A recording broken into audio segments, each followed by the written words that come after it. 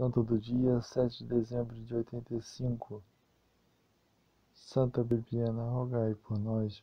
Nós estamos estudando, nós estamos conversando na última reunião a respeito do episódio de Dom Vital, dos episódios do drama de Dom Vital. Podemos dizer a respeito disso o seguinte, que Dom Vital foi então preso naquele navio de que eu falei a última vez de hoje, e levado, com tradição pitoresca e cruel, levado no navio e que tinha no alto do mastro, a bandeira do Império Brasileiro, porque a igreja era unida ao Estado e o bispo era, portanto, um alto dignatário do Estado ao mesmo tempo que da igreja.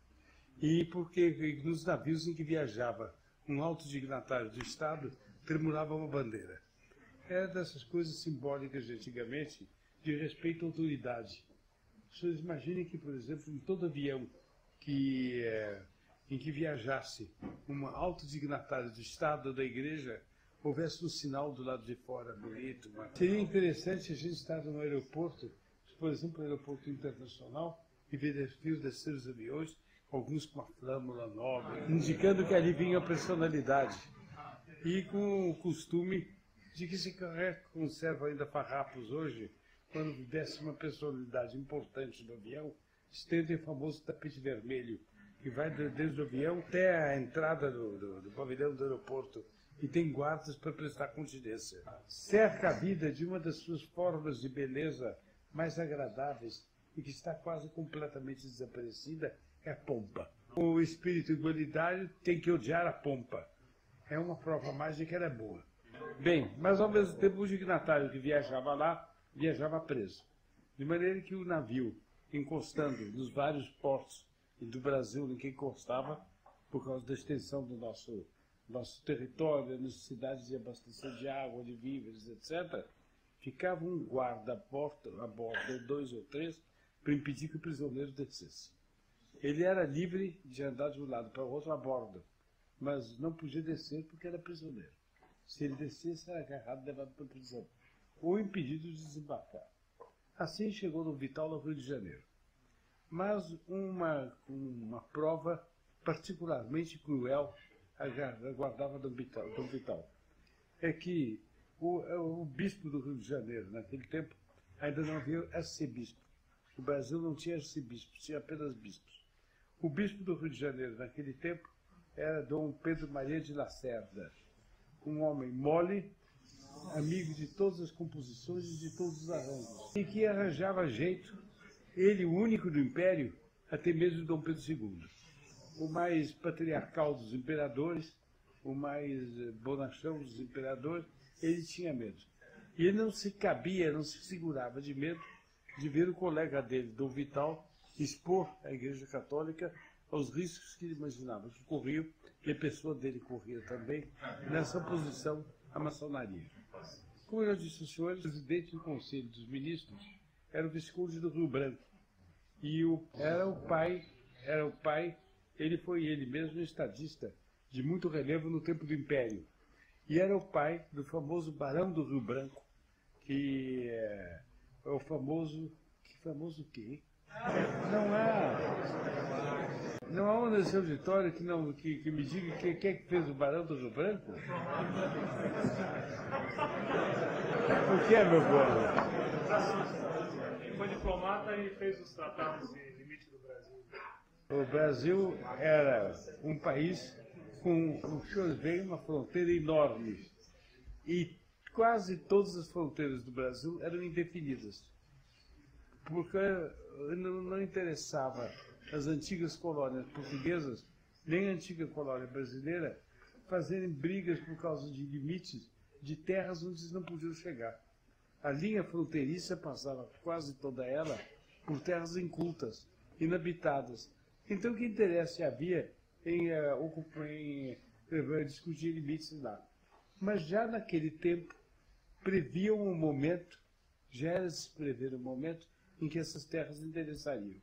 E então era preciso um homem que te conhecesse palmo a palmo todo o traçado das antigas colônias brasileiras e da antiga colônia portuguesa, das antigas colônias espanholas, a linha do Tratado de Tordesilhas.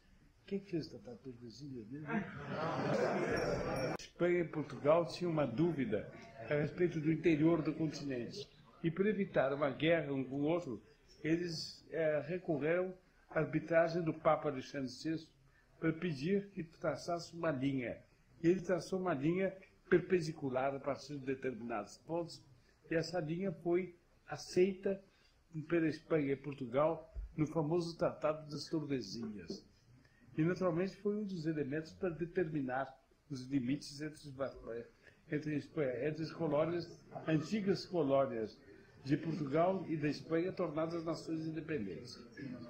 O Barão do Rio Branco, o que era? Ele era filho do Visconde do Rio Branco e era um cônsulzinho apagado do Brasil pela Europa. Ser cônsul naquele tempo era pouco, porque havia um corte na carreira diplomática. O cônsul só tratava de assuntos comerciais e os diplomatas tratavam dos assuntos políticos. E como se considerava que diplomacia, a política era muito mais do que o comércio, hoje virou, né? O comércio é muito mais do que a diplomacia, né? Porque o dinheiro vale mais que tudo. Mas naquele tempo não. Havia um certo senso da honra, coisa que acabou completamente também.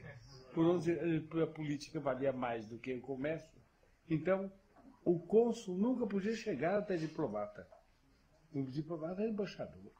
Usava um uniforme brilhante, com lamares de ouro, chapéu de bicos, espada. Morava num palácio, todo embaixador morava num palácio. Ele era cercado de pompa. O diplomata, o cônsul, era incumbido dos assuntos comerciais, era o vendeiro do negócio. Carimbava passaporte, mandava regular assuntos, por exemplo, de importação, de exportação, que se tratavam também entre funcionários de segunda classe do país no qual estava acreditado. E ele, apesar de ser filho de um homem tão qualificado como era o Visconde do Rio Branco, que era, aliás, um homem inteligente, ele tinha esse filho que, de mania, tinha se metido embarapustado por essas questões de limites completamente, numa época em que ninguém se interessava por isso. E ele era um leão, ele possuía os tratados, ele possuía as cópias dos tratados, a documentação, possuía tudo. E quando já então a República Brasileira quis fazer a delimitação do nosso território, apelou para ele e nomeou logo de uma vez ministro do exterior, por cima de todos os diplomatas. Na hora de ser nomeado ministro do exterior, apareceu uma dificuldade. É que ele era barão e usava o título de Barão do Rio Branco. E a República não reconhecia títulos de nobreza. E os decretos que ele assinasse, ele era obrigado a assinar, se não me engano, ele era José da Silva Paranhos, que é o nome da família dele. Não podia assinar o título de Barão do Rio Branco. Agora, vocês veem os tempos como eram outros. Isso que eu estou contando, eu estou antecipando um pouco a história de Dom Vital, estou entrando pelo tempo da República Velha. O presidente da República ia levar esse homem da condição de consulzinho para a condição de ministro. E uma brilhantíssima carreira se desdobrava para ele, porque ele ia tratar de toda essa questão dos limites. Coisa que ele conhecia, mas que porque era uma mania, de repente posta na ordem do dia. Para ele valia tirar uma loteria. Bom, quando chegou, só faltava tomar posse, avisaram a ele: Vossa Excelência, naquele tempo todo mundo se tratava de excelência. Em Portugal ainda é assim. Todo mundo que tinha um pouco de civilização se tratava de excelência. Vossa Excelência não pode usar o título de Barão do Rio Branco. Vai ser ministro de uma república. A república não reconhece barões. A nobreza foi extinta. Disse: tá bom, então eu desisto do meu título de ministro. Arranjem essas fronteiras como entenderem. Eu não aceito. Bom, estava uma incompatibilidade, um impasse. Mas na terra do jeitinho não tem impasse. A vida apareceu um jeitinho, né? O jeitinho foi esse. Ele assinava Rio Branco, mas não Barão. Todos os decretos, tudo assumiu a presidência, ele assinou todos os decretos, etc. Rio Branco. Ele não tinha o direito de chamar-se Rio Branco, porque os títulos de nobreza estavam extintos, e era José, se não me engano, da Silva Paranhos, Barão do Rio Branco. Então ele não se chamava Rio Branco, ele chamava o tal da Silva Paranhos. Não pode, é assim, eles estavam botando lá. Todos aqui assinaram Rio Branco, todo mundo fingiu que estava muito bem e tocou a vida para frente. Ele não só era um técnico exímio em matéria de geografia, conhecia os limites do Brasil perfeitamente. Nesse ponto era um gênio. Olha aquele mapa, o tamanho dessa fronteira. Os senhores sabem que para traçar uma fronteira é preciso conhecer os mínimos acidentes geográficos, né? É uma montanhazinha, um regatinho, e sei lá, e um lago, e um pântano, e não sei o quê. Tem que conhecer tudo. Bem, não só ele conhecia isso, mas ele negociava muito bem. Ele sabia tratar muito bem. E o resultado é que ele obteve para nós aquela fronteira que está ali. As raízes portuguesas do Brasil estavam bem em evidência. Ele não tinha muito jeito de brasileiro, era um portuguesão grande, quase obeso, com uma cara de uma saúde fenomenal, cabelos brancos, bigodaço branco e um ar assim bem disposto e truculento. E a culinária preponderante no Rio de Janeiro daquele tempo não era a culinária francesa, que entrou um pouco depois. Era a velha culinária portuguesa. Tinha restaurantes, eu ainda peguei alguns restaurantes portugueses de grande estilo no Rio de Janeiro, eram excelentes. Excelentes. Um chamado A Parreira do Viseu era fenomenal. Um outro chamado não sei o que, do Minho, Minhota, qualquer coisa assim. Era um restaurante ótimo. E nesse restaurante Minhota, onde fui várias vezes com seu pai, havia fotografia enorme do Rio Branco, de pé assim inteiro, e uma atitude assim de fraque, e um ar de que tinha almoçado bem, estava com fome para jantar bem. O Visconde de Rio Branco era o presidente do Conselho de Ministros. Ele tem uma estátua no Rio de Janeiro para ele. Fica na primeira daquelas praias, se não me engano, Leblon, qualquer coisa assim. Tem uma estátua dele, estátua chinfrim, dele sentadinho assim, com as pernas cruzadas, não convence. Mas era um homem que tinha seu valor, inegavelmente inteligente. Bem, isso era o primeiro presidente do Conselho de Ministros. E o ministro do Interior, que dirigia tudo isso, era o conselheiro João Alfredo. E era o que tinha obtido a nomeação de Dom Vital como bispo, mas que estava sendo defraudado enormemente pela atitude de Dom Vital, que ele nunca esperou que Dom Vital fosse disparar por cima da maçonaria. Bem, o Dom Vital desceu e foi preso. E o Dom Pedro Maria de Lacerda apavorado. E uma boa parte do clero brasileiro contrário a ele, porque era maçom. E a opinião pública brasileira, mais ou menos sem entender o que estava se passando, e, portanto, pasma de ver um bispo preso. Os senhores veem que até hoje, nós estamos em 1985, não se prende um bispo. Eles fazem de tudo.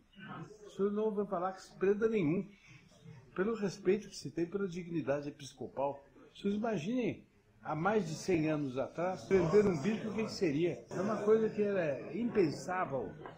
Tá bom, o imperador deu ordem de prender, o presidente do conselho mandou, o João Alfredo mandou, ele foi para a cadeia. E o Rio de Janeiro inteiro assistiu apaixonado aos debates. Os debates foram no tribunal, no Supremo Tribunal. Os debates foram muito teatrais, à maneira do século XIX. Porque se o século XX, na sua primeira metade, foi século do cinema, na sua segunda metade, século da televisão, o século XIX foi o século do teatro. A Europa e o mundo se encheram de teatros, de companhias ambulantes de atores que visitavam todos os países. O Brasil, aliás, já no tempo da República, recebeu visita dos maiores atores do mundo, atores célebres, grupos artísticos célebres também, etc.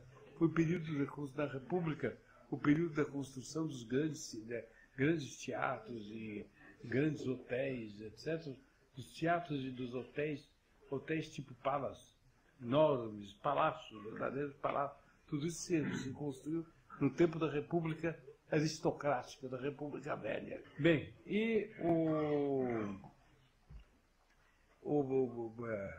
as coisas passaram teatralmente. Creio que foi José de Alencar, foi um dos grandes literatos brasileiros do tempo do Império, que foi assistir o julgamento de Dom Vital. E, para ver bem Dom Vital de perto, esperou do lado de fora que parasse o carro que o vinha trazendo, escoltado pela polícia. E deixou dele uma descrição célebre. Se os senhores encontrarem, vale a pena darem aqui para ser lida. Até merecia ser proclamada e não lida, com a projeção de uma gravura representando Dom Vital. Dom Vital era bem moço naquele tempo. Eu creio que ainda não tinha 30 anos. Um capuchinho alto. E os senhores sabem com certeza como é que se trajavam os capuchinhos naquele tempo.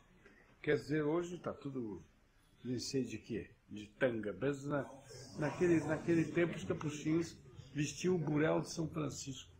É uma batina marrom, que ia como toda batina, até os pés, e um capuz, mais ou menos como dos senhores, mas em cor bem marrom, e marrom mais claro do que esse do escapulário dos senhores, e a barba eles deixavam crescer inteira. E ele era muito barbudo, tinha uma barba colossal, com a tez muito branca.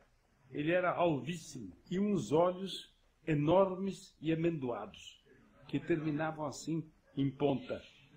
Sobrancelhas espessas, cabelo abundante, mas cortado com aquela espécie de coroa que os franciscanos devem ter visto. Feita não é uma joia a coroa, é feita pelo barbeiro, pelo cabeleireiro. Ele faz 2 sulcos e aqui fica um risco com o cabelo. Mãos muito bonitas e atitude majestosa. O Zé de Alencar viu-o e, embora tivesse preconceitos contra ele, ficou encantado e deixou esse registro. Quem foi Zé de Alencar? Um registro famoso da impressão que ele causou Dom Vital. Dom Vital entra na sala, escoltado pela polícia, e vai para o banco dos réus. Um banquinho. Um ministro do Supremo Tribunal se levanta, pega na sua própria poltrona, desce, vai até o banco dos réus e diz: senhor bispo, Vossa Excelência merece o lugar de um ministro. Tenha bondade. E, naturalmente, aplausos delirantes dos partidários de Dom Vital e vaias dos adversários de Dom Vital. O ministro pouco ligou. Ele voltou a seu lugar e veio depois um funcionário do tribunal trazer outra poltrona para ele se sentar.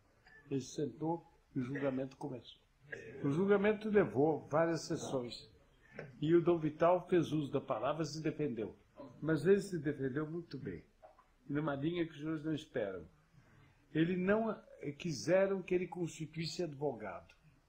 Ele disse: eu não constituo advogado porque eu não reconheço esse tribunal direito de julgar. Sou bispo da Igreja Católica e a mim só há um poder que julga na terra. É o Papa em Roma, mais ninguém.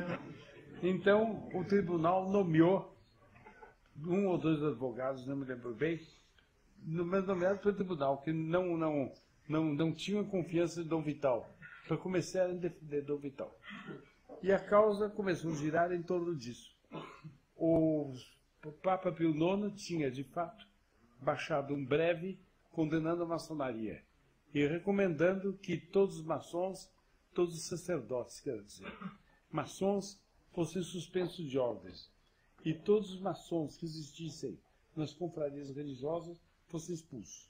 Se fosse a confraria toda de maçons, ela fosse interditada. Interditada quer dizer proibida de funcionar.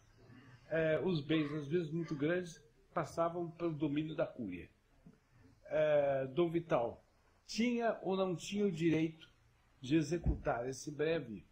Ninguém negava que ele tinha agido em conformidade com o breve do Papa. Mas o problema era saber se ele tinha ou não tinha o direito de executar o breve no Brasil, uma vez que o imperador tinha recusado a aprovação, o exequatur chamava-se, quer dizer, execute-se, o exequatur imperial para que o breve se aplicasse. Tese da Igreja Católica e de Dom Vital. Um breve de um Papa não depende do poder temporal. Isso é da primeira evidência. Da primeira evidência. Não depende do poder temporal. Então, aplique-se. Agora, o resultado é que, se o poder temporal, no caso o imperador, tem o direito de vetar as ordens do Papa, de impedir a execução, Dom Vital andou mal. Se, pelo contrário, o imperador não tem o direito de vetar, ele andou bem. Então, o processo se deslocava. Não era o processo do Vital, era o processo do imperador. Expliquei bem. Era o processo do imperador, era o processo do Visconde Rio Branco, era o processo do conselheiro João Alfredo, era o processo do barão de Lucena, governador de Pernambuco, que tinha mandado prender Dom Vital, era o processo de todos esses. Era, notem bem, o processo da monarquia. Era. Bem, e Dom Vital comparecia às reuniões, sentava-se no banco dos réus e ficava abstrato de tudo aquilo, não virava para nada. Assim. Porque não tinha nada a ver com aquilo, ele negava aquilo tudo. Ele estava sendo objeto de uma violência. Bem, afinal, o tribunal condenou a ele e o bispo do Pará, Belém do Pará, Dom Antônio de Macedo Costa, que também estava tomando a mesma atitude, mas que depois fraquejou horrivelmente. Não vale a pena a gente perder tempo com o Dom Antônio de Macedo Costa. Bem, o Dom Vital foi condenado, os dois foram condenados a 4 anos de prisão com trabalhos forçados. Mas, enquanto tudo isso se dava, a opinião pública ia tomando mais tempo da coisa. E o número grande de bispos do Brasil já eram, naquele tempo, 12. Para aquele tempo era bastante. O número grande de bispos do Brasil que tomavam posição a favor de Dom Vital era considerável. E, sobretudo, o que tem é que alguns eram famosos pela sua virtude. E tinham um prestígio no Brasil inteiro. E tomavam posições como o famoso Dom Viçosa, que era bispo de Mariana, em Minas Gerais, que escreveu uma carta ao imperador assim: eu requeiro a vossa majestade que me mande me prender. Porque não há maçonaria na minha diocese. Acho que ele se enganava redondamente. Não há maçonaria na minha diocese. Mas eu deixo aqui por escrito que, se houvesse, eu executava a bula papal. E, portanto, eu desrespeitaria seu pretenso poder. E, portanto, por isso que eu estou escrevendo agora, eu merecia ser preso. Mande-me prender. E começou, ele foi preso, o imperador sentiu que era demais por trabalhos forçados. Porque se espalharia por todo o Brasil uma série de gravuras. A fotografia estava gatinhando apenas naquele tempo, não se podia contar com ela, mas espalharia por todo o Brasil gravuras representando o bispo com ferros na mão e com uma enxada e não sei mais o que, etc. E com traje de sentenciado e tal. E isso daria, Dom Vital, um redobrado prestígio de mártir. Então o imperador fez um decreto anistiando quanto aos trabalhos forçados. Usando uma expressão mais exata, dando-lhe indulto quanto aos trabalhos forçados, mas obrigando a pena de prisão. E ele, a partir daquele momento, começou a vir gente do Brasil inteiro para visitá-lo e para venerá-lo na prisão. Vinham naturalmente pessoas de categoria, de posição, de todo o interior do estado do Rio de Janeiro, fazendeiros, etc., políticos e tal, mas vinham também pessoas do Brasil inteiro. São Paulo, que ficava mais ou menos próximo, levava apenas 20 dias de viagem. A cavalo, os senhores compreendem. era o modo de transporte mais rápido, né? Cavalo, liteira ou banguê. Liteira era carregada por escravos e o dono dos escravos viajava sentado numa cadeira, numa cabinezinha. Isso era uma liteira. Banguê era mais cômodo. Era uma rede carregada por 2 paus e 2 escravos levando os ombros. E o dono deitadão, assim,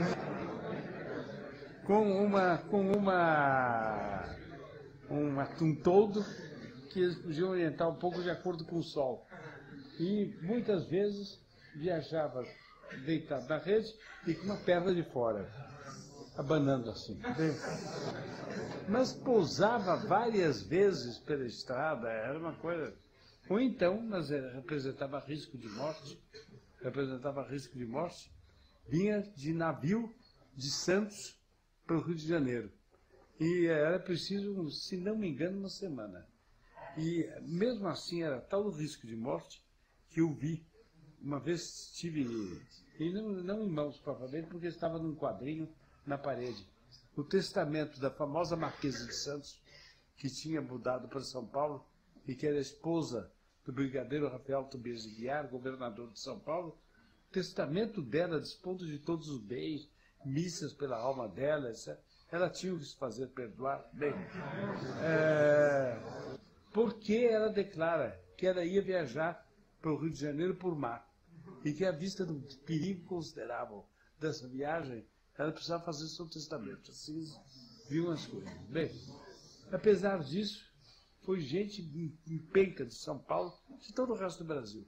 E vinha caipirada dos últimos confins do Brasil, da fronteira rural do Brasil, vinha a cavalo.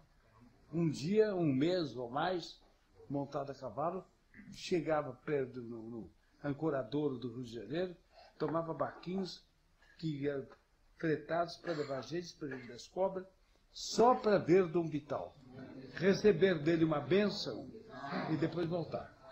Dom Vital datava as cartas dele assim: da minha prisão nas ilhas da Ilha das Cobras, tanto de tanto. Um dia aparece, e aí começa o pior do martírio de Dom Vital. Até aí, afinal, era apenas um crescimento de prestígio o tempo inteiro. Mas agora vem o martírio, aparece Dom Pedro Maria de Lacerda.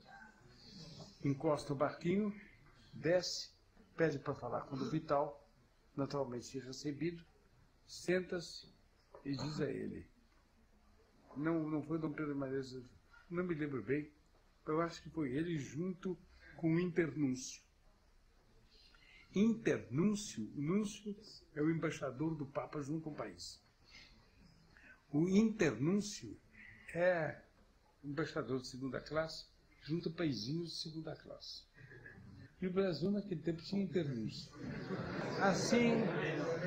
Assim como um homem nasce, logo depois que nasce, enfim, no primeiro período da infância engatinha, e depois anda apoiado pela mão, e depois vira em jorras, bem, assim também uma nação começa pequenina. E é o período dos internúncios. Bem, era internúncio no Rio, se não me engano são os 2. Aparece lá e senta diante dele, se eu tenho uma carta do Santo Padre Pio IX para Vossa Excelência. Dom Vital sentiu que vinha um golpe. Agora vinha ele, que tinha lutado pelo papado até o último ponto, ele levava um golpe do papado. Não podia uma coisa ser mais cruel do que essa. Aí era o verdadeiro martírio de alma.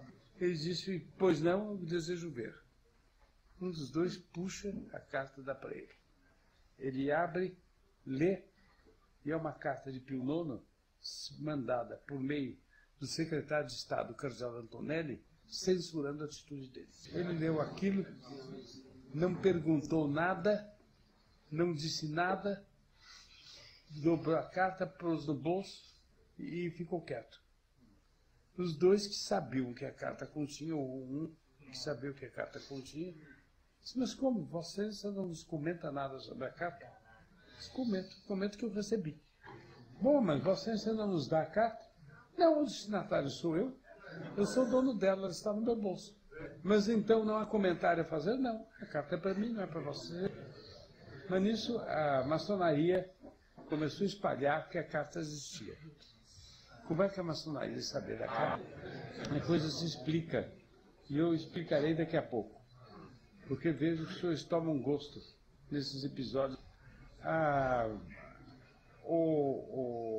maçonaria começou a espalhar, e nisso ela mais uma vez cometeu um erro, que era uma carta que começava com as palavras gesta tua non laudantur.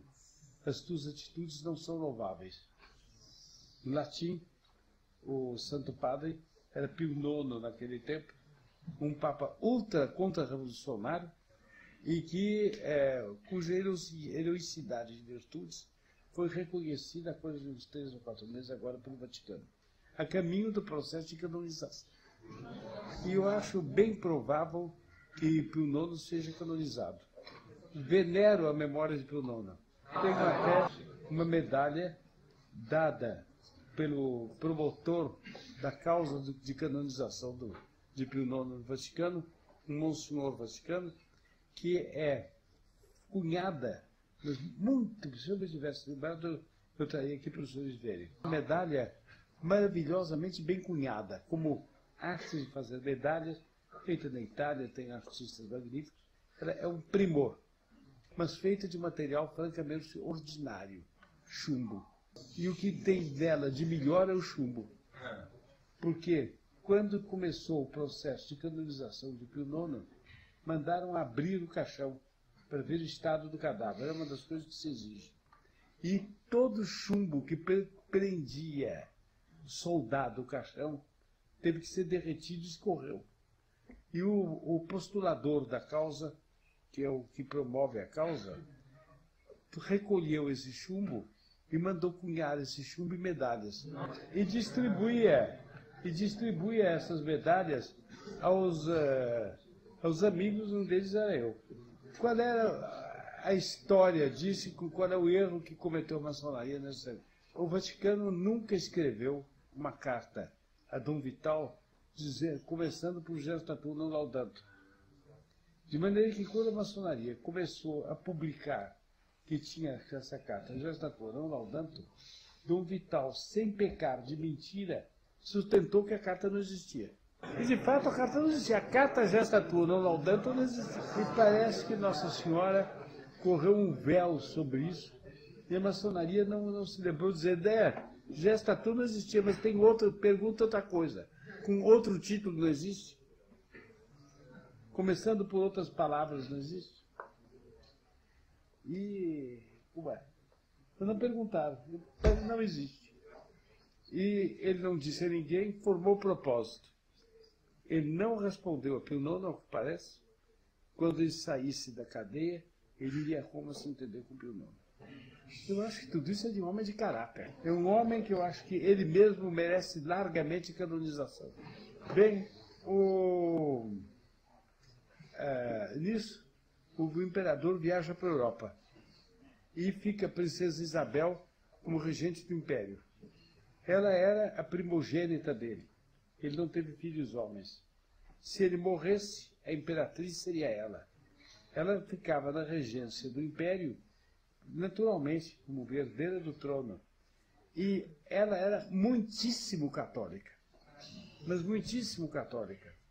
E uma das coisas que ela teve mais empenho em fazer na ausência do pai foi indultar, anistiar Dom Vital e Dom Antônio Macedo Costa. Eles, portanto, foram anistiados e não cumpriram a pena inteira. Tiveram, se não me engano, 2 anos. Mas não tenho certeza, eu não tive tempo de verificar esses dados, essas notas, antes de vir fazer a reunião aqui.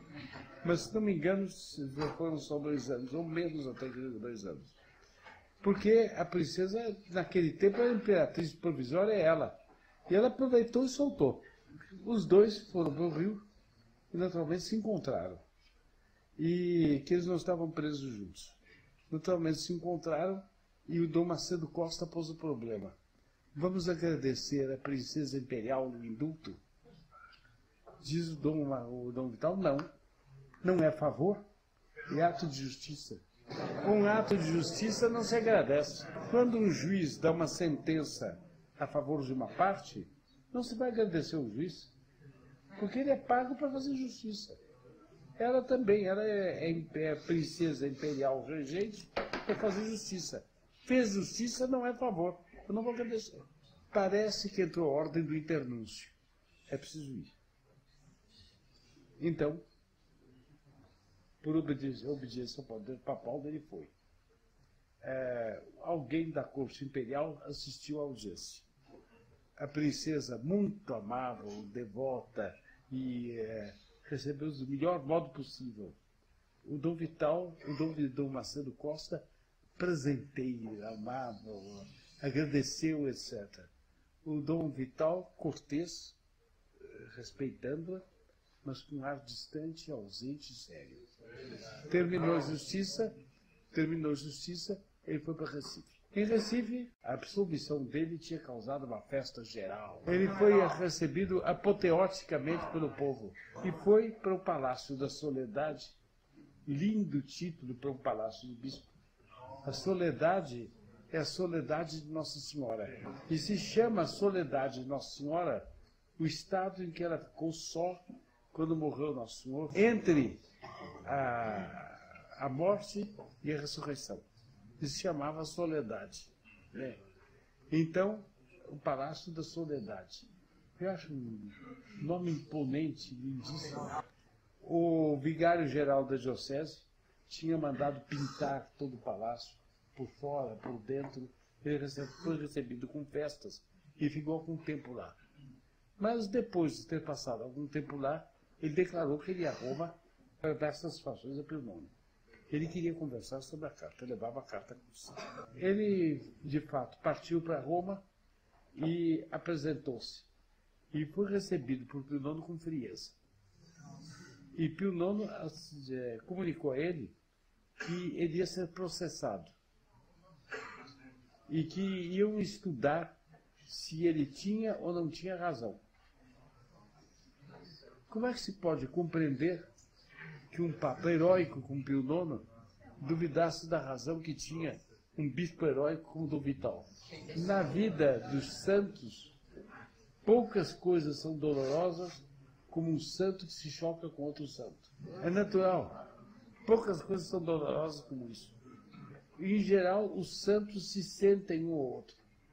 Os senhores conhecem, talvez, o famoso episódio na Idade Média em que se encontraram numa sacristia de Roma 3 santos que não se conheciam pessoalmente. São Francisco de Assis, São Domingos de Guzmán, fundador dos dominicanos, outro suprassumo, e um santo menos conhecido, mas grande santo também, Santo Ângelo Carmelita. Eles estavam numa sacristia. São Francisco não era padre, os outros eram padres. São Francisco foi com certeza comungar, os outros foram celebrar a missa. Quando se viram na sacristia, se cada um deles soube quem era o outro, estavam vivos, portanto não eram canonizados. Aproximaram-se para se saudarem. E ao se saudarem, cada um quis ajoelhar-se dentro dos outros dois. De maneira que de joelhos se abraçaram longamente e ficaram os 3 nessa sacristia juntos numa espécie de êxtase, passado o qual eles foram cada um para seu canto. Mas é uma coisa lindíssima e suavíssima. Ficaram assim depois que cada um foi para o seu canto. Mas há estampas, eu vi uma, muito mal pintada, aliás, representando essa cena. Nessa sacristia, porque a Europa é assim, com certeza há no chão um lugar marcado onde os 3 se encontraram. E quem chega lá, com certeza pode ajoelhar-se, como os 3 se ajoelharam, e sem ter a pretensão de ser o quarto na roda, pode pelo menos ajoelhar as pedras do chão, onde 3 grandes santos se ajoelharam. Isso é a alegria dos santos quando se encontram, dá a medida da dor dos santos quando entram em choque. Bem, e de fato, o processo começou. E eu já contei aqui o episódio de Dom Vital em Lourdes, a voz de uma criança. Ele compareceu às congregações romanas competentes e prestou depoimento que tinha que prestar, enfim, que tinha que declarar, etc., e viajou. e foi para Lourdes, que naquele tempo estava começando ao auge, as curas, os milagres, etc, etc. E ele foi lá venerar a Nossa Senhora, etc. E durante o dia, mas muito apreensivo e muito angustiado pelo curso que tomariam as coisas. Por quê?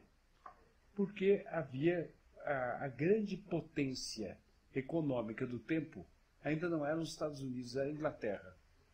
E na Inglaterra estava a maior fortuna do tempo e que possuía maiores haveres e que girava mais com os dinheiros da finança internacional mundial.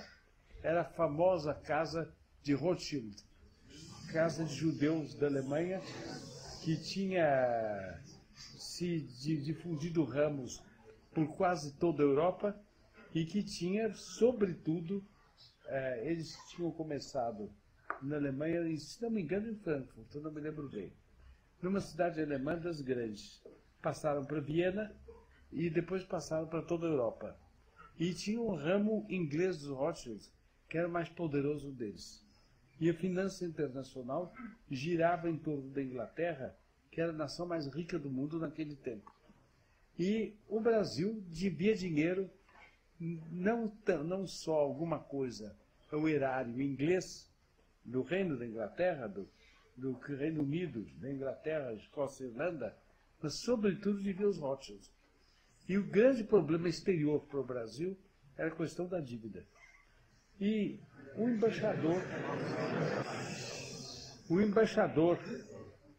do Brasil, os dois postos máximos de embaixada do Brasil, da carreira diplomática do Brasil naquele tempo, os três eram Roma, por causa do prestígio de Roma dentro do Brasil, Londres e Argentina, porque era a maior potência limítrofe com o Brasil. E, portanto, onde podia haver, e tinha havido, guerras e complicações dolorosas. E, por causa disso, eram os três postos. E o governo imperial considerou que o nosso embaixador em Roma não tinha defendido bem a causa dele perante Pio IX contra Dom Vital. E recomendou que o embaixador brasileiro em Londres, naquele tempo, o Barão de Penedo, fosse deslocado de Londres para Roma para fazer a caveira de Dom Vital. Fazer a caveira é uma expressão figurativa que quer dizer mafiar Dom Vital. E o Barão de Penedo aceitou. Mas esse Penedo era uma raposa. E essa raposa, de fato, mafiou. Disse que o cardeal secretário de Estado do Vaticano naquele tempo, que ocupava naquele tempo o cargo hoje ocupado pelo cardeal Casaroli, esse cardeal secretário de Estado era maçom. Era o famoso cardeal Antonelli. E até conta-se que ele morreu durante uma procissão. Ele ia conduzindo o Santíssimo Sacramento e morreu. Morreu de uma complicação qualquer no coração. Ele, quando ia morrendo, seguraram o extensório que ele conduzia e ele caiu no chão. E havia médicos, naturalmente, na procissão, que foram logo, e como se faz com os cardíacos, desabotou tudo, para eles poderem respirar à vontade, para ver se salvava o cardeal. Qual não foi a surpresa deles, encontrando por debaixo do hábito cardealício as insígnias da maçonaria. Conta-se isso. Eu nunca vi isso narrado por escrito. Mas muitas coisas da vida do cardeal Antonelli dão impressão disso. O fato é que ele estava com a máfia dele feita. E em Lourdes ele almoçou e tal, foi fazer uma cesta. E a gente vê que estava fazendo a cesta aflito, nesse meio sono que são as cestas, em que, quando a pessoa está preocupada, as preocupações esvoaçam durante a sesta como morcegos. E o cardeal, o Dom Vital, estava assim na sesta, quando ele ouve uma voz de criança que parecia dizer, do lado de fora do hotel, parece que o quarto dele era no andar térreo e dando para a rua. Ouve dizer da rua: Dom Vital, seu processo está julgado, Vossa Excelência ganhou. Ele se impressionou com aquilo, julgando que talvez fosse uma graça de Nossa Senhora. Porque uma voz da rua dizer isto em português para ele, naquele tempo os turistas eram muito mais raros do que hoje. As viagens eram caras, difíceis, faziam-se muito menos. Haver uma criança em Lourdes que dissesse isso para ele era uma coisa muito singular. Ele ficou impressionado e, algum tempo depois, recebe um telegrama do representante dos capuchinhos em Roma. Seu processo está ganho. Esse capuchinho deixou a memória, escreveu Dom Vital, tal, que a congregação de cardeais que devia julgar o caso dele reuniu-se numa sala de espera, à espera do momento da hora marcada para começar a reunião. Aí passariam para a sala das reuniões e deliberariam. E ele esteve com todos os cardeais antes de começar a reunião. E como capuchinho que ele era, representava a ordem capuchinha, ele advogava o caso de Dom Vital. Ele disse que todos os cardeais eram contra. Quando eles trancaram na sala, ele considerava o caso perdido. Não se sabe o que aconteceu. Quando eles abriram a sala, estava pronto o decreto, considerando que Dom Vital tinha agido bem e era inocente. Até o momento, há muitos anos atrás, em que eu estudei esse assunto, não se sabia, talvez fosse Pio IX que teve uma iluminação do céu e mandou dizer, ou que o missário entrou quando o capuchinho já tinha saído, ou foi uma ação do Espírito Santo sobre aqueles cardeais, qualquer coisa. Eles votaram ao contrário do que eles tinham dito. E para Dom Vital, uma vitória brilhantíssima. Mas uma outra aprovação que se delineava no horizonte para Dom Vital. Eu conversei de perto com um padre que era parente meu, era lá de Pernambuco, de Goiânia, chamava-se Cônego Luiz Cavalcante. Era parente muito chegado meu até. E esse Cônego Luiz contava que ouviu isso do próprio secretário de Dom Vital, um padre brasileiro que viajava com Dom Vital de um lado para o outro. Que Dom Vital era um fisionomista extraordinário. Ele via uma cara e não esquecia mais. E que ele, em certo momento, ele disse para o secretário: o senhor preste atenção, mas vem sempre o mesmo homem em todos os lugares onde eu vou, cuidadosamente disfarçado, vem me acompanhando. Ele ora está vestido de burguês, ora de mendigo, ora de um pequeno burguês, ora está de cartola, vestido com trajes de luxo. Os senhores estão vendo o que é. E sempre arranja um jeito de me saudar, fazendo-se muito católico. Seu bispo, sua bênção, etc, etc. E vem a pergunta: para onde vai? Ele quer sempre saber para onde vou. E no lugar onde eu vou, ele aparece e me cerca.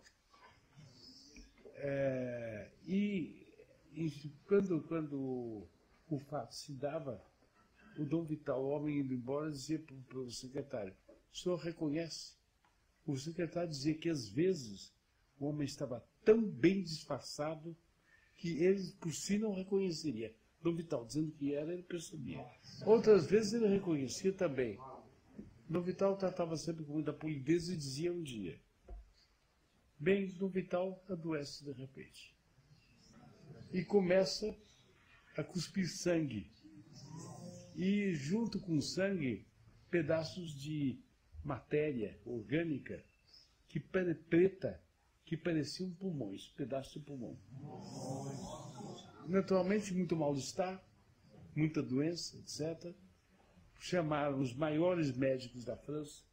Ele se relacionou rapidamente na França ele se deu muito, por exemplo, com o grande escritor ultramontano, polemista, do qual o nosso professor Fouquin tratou largamente no Legionário e no catolicismo.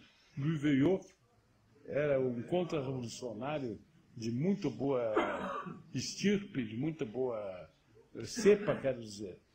Bem, e outros, e o Dom Vital, chamaram os melhores médicos, e todos os médicos diziam que tuberculose não era, mas que eles não sabiam qual era a doença. Mas acontece que não havia radiografia. Não existia. Eles só podiam diagnosticar por auscultação. E a auscultação não dava nada que ajudasse no diagnóstico. Para resumir, Dom Vital morreu.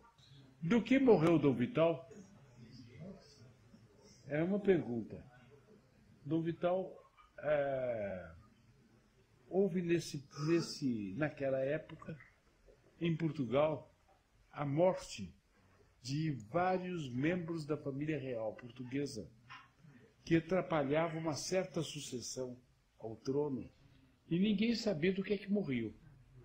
Mas investigações feitas nesse século, com o progresso da química, etc., etc., provaram em Portugal que era passada na tinta dos quartos onde eles moravam, os quartos eram pintados, e na tinta era passada uma certa substância, não me lembro qual é, que era tóxica para os pulmões e que criava nos pulmões um processo de desagregação que levava até a morte. Então foram examinar a tinta do quarto de dormir de Dom Vital, e era a mesma tinta. Eu não quero dizer que tenha sido o vigário-geral que pôs a tinta, mas é tão fácil, um pintor qualquer contratado por ele, pôs na parede e pintava. Pintou de verde o quarto Dom Vital. Parece que é uma cor especialmente boa para a ação dessa tinta se fazer sentir. E então, se compreende porque Dom Vital morreu. A canonização de Dom Vital. Várias vezes foi pedido o processo de canonização. Afinal, os bispos sucessores de Dom Vital não quiseram assinar. Os capuchinhos levavam, eles davam razão em outra. Numa vez, o bispo declarou que a pena dele estava quebrada, ele não podia assinar. Voltasse outro dia que ele assinaria. O processo, afinal, chegou a Roma, assinado por um bispo. E quando eu estive em Roma, ainda em 50, quantos anos atrás, foi minha primeira viagem a Roma, eu fui procurar o capuchinho incumbido de tocar para frente o processo do Vital. E perguntei a ele como estava o processo. Ele recebeu com uma cortesia comum, nem particularmente entusiasmado, nem não. Disse, não, o processo do Vital, o senhor sabe, nós não dizemos isso para não desanimar os fiéis. Mas o senhor está vendo um homem que tem instrução e tal, posso dizer, o processo não vai para a gente. Eu disse, mas, Frei, por que não vai para a gente esse processo? Uma coisa muito simples, é que todos os homens do tempo dele morreram. E nós não temos que interrogar. Passou o tempo, deixaram passar o tempo. E nós não temos que interrogar. O resultado do processo está dormindo numa estante. Mas para dizer isso para o povo, pode dar muito descontentamento. Então nós damos evasivas. Mas para o senhor eu posso dizer. As réplicas me vieram aos lábios como uma golfada. Ele estava dizendo que eu era um homem de cultura. Ele achava da minha cara que eu não sabia que inúmeros santos foram canonizados séculos depois. Para não ir mais adiante, Santa Joana d'Arc, do século XV, foi canonizada por São Pio X no nosso século. Como é que é essa história? Está brincando comigo? Eu conversei mais um pouco para disfarçar, não disse nem sim nem não, levantei e apertei friamente a mão dele e saí.